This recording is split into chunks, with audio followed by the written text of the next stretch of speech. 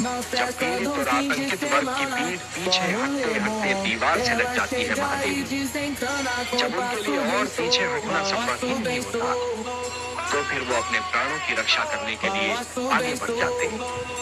क्या आपका किसी लड़का को तो नाम है? देखिए ना, मेरे इस अंश ने प्रथम बार मानव के रूप में जन्म लिया, और वो भी एक विद्वान, एक गुरु, एक आचार्य के घर, एक सुशील नारी की गोद में जन्म लिया। उसके रूप में मानव समाज को एक विद्वान, एक गुरु और एक आचार्य नहीं बन सकता था, परंतु परिस्थितियां उसे योद्धा बनने पर विवश कर रही है महादेवी।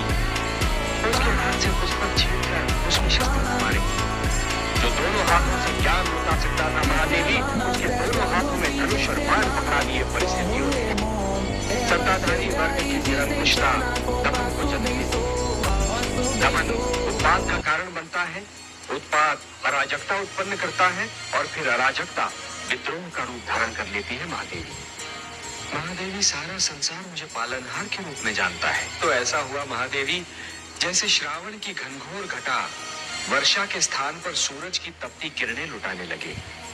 ये तो परस्पर विरोधी बात हुई ना महादेवी। ये मैं बार बार यही कहता हूँ कि कभी किसी को किसी का बुरा नहीं सोचना चाहिए, क्योंकि जो भी व्यक्ति किसी और का बुरा सोचता है, अंत में उसका भी बुरा हो ही जाता है। जो भी व्यक्ति ये समझते हैं कि ये तंत्र मंत्र, ये सर्वनाश और अंधकार की शक्तियां केवल किसी और को ही क्षति पहुंचा सकती है, तो वो उनका भ्रम है।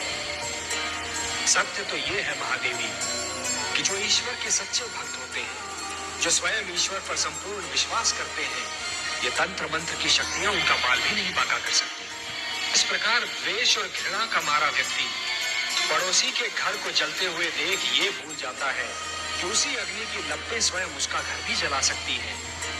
उसी प्रकार जो व्यक्ति तंत्र मंत्र में विश्वास करता है, वो ये भूल जाता है कि यही तंत्र मंत्र की शक्तियां स्वयं उसका भी सर्वनाश कर सकती है। महादेवी, कि जिस प्रकार जब एक पुरुष भटक जाता है तो केवल एक ही व्यक्ति भटकता है, परंतु जब एक नारी के